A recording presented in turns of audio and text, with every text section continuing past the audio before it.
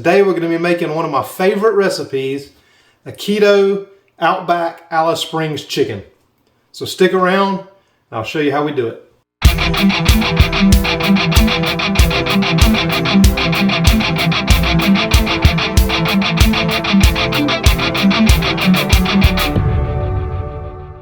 The Alice Springs chicken at Outback loaded with carbs, so I needed to figure out a way to make it here at home, make it low carb, and make it taste just as delicious as the Outback version. And I think I've come up with that.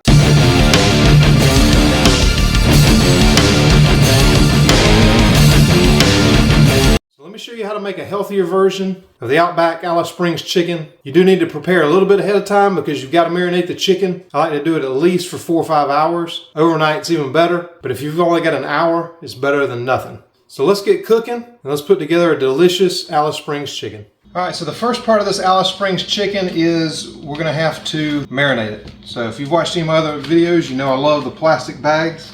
We're gonna need some boneless, skinless chicken breasts. We're gonna need my honey mustard recipe, and I'll link to that down below. We're gonna need the full recipe. We're gonna use about 3/4 of it to marinate the chicken, and about 1/4 to dip it in afterwards.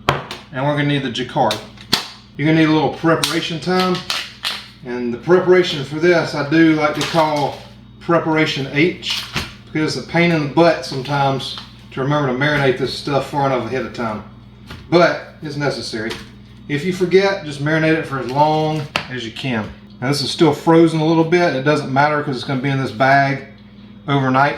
And I have some nice wooden cutting boards, but whenever I work with chicken, I like to use the plastic because you can just throw it right in the dishwasher. You don't have to worry about it. You don't ever want to use a wooden cutting board for chicken. If you haven't seen this before in one of my other videos, this jacquard just has these blades.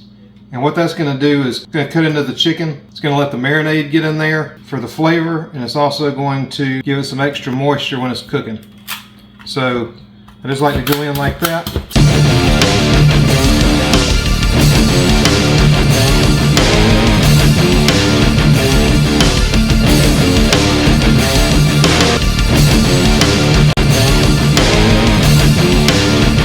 Now what I'm going to go ahead and do is I'm going to take this honey mustard, and I'm going to pour about 3/4 of it in the bag, and then the rest of this is going to be used to dip your Alice Springs chicken in.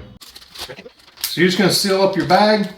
Make sure you get as much air out of it as you possibly can so that this marinade makes enough contact with the chicken.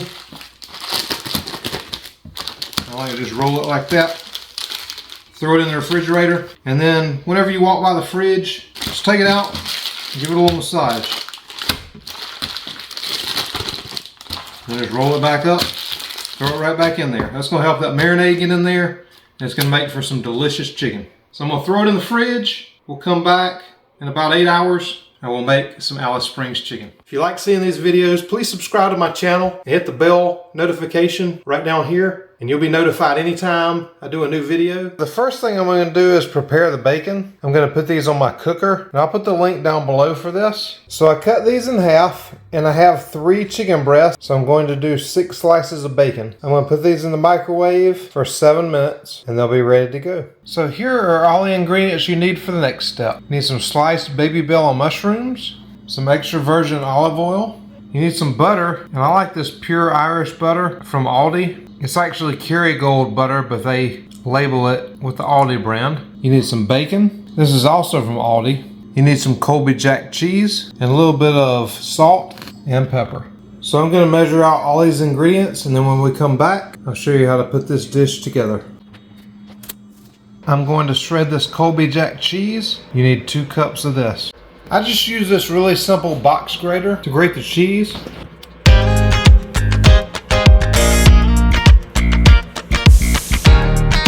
I use the widest holes on the box grater, so a pretty thick shred will work great. And you want to make sure to grate your own cheese, because when you buy the shredded cheese in the store, it has these anti-caking agents which are inflammatory.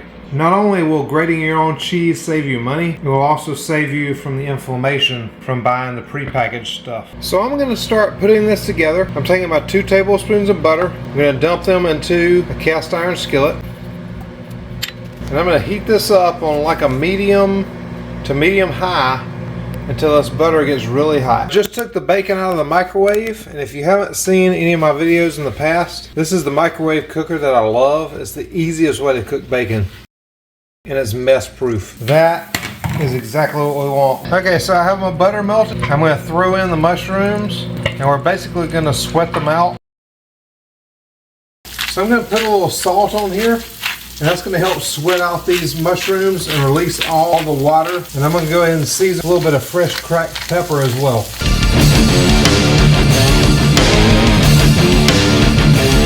And then we're going to remove them, and we're going to cook the chicken in the same pan. So I transferred the mushrooms to a bowl. So I'm just going to put in a couple of tablespoons of olive oil, enough to cover the bottom of this pan. I'm going to heat it up. So I'm going to take our marinated chicken out of the bag. So I'm going to go ahead and cover this until it gets a nice crust on one side, and then we're going to flip it. So I'm preheating the oven to 400 degrees. We'll let that get nice and warmed up, and we'll go on to the next step. So it's been about 5 minutes. Let's see how the chicken looks.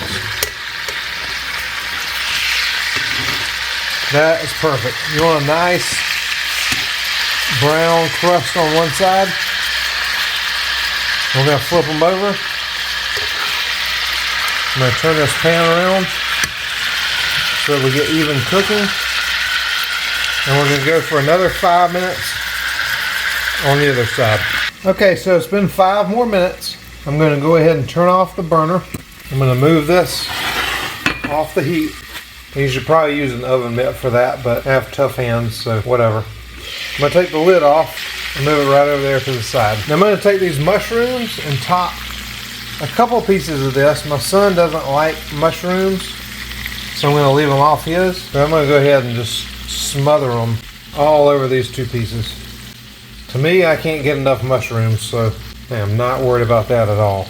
Leave his little plain piece over there. Whatever. If you don't like flavor, don't use the mushrooms. I'm going to even put this mushroom juice on top. Mushroomed up. So now I'm going to put this bacon on the top.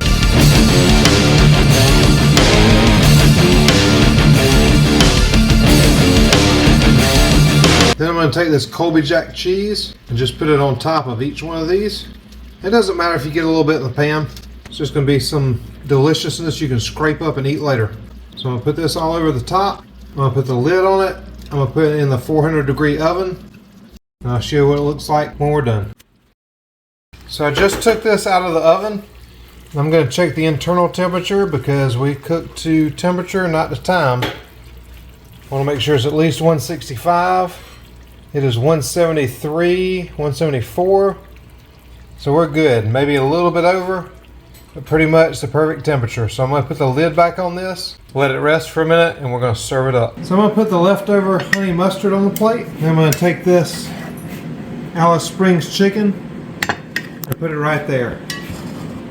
Got some extra mushrooms on the side, stringy cheese, and that's going to be delicious.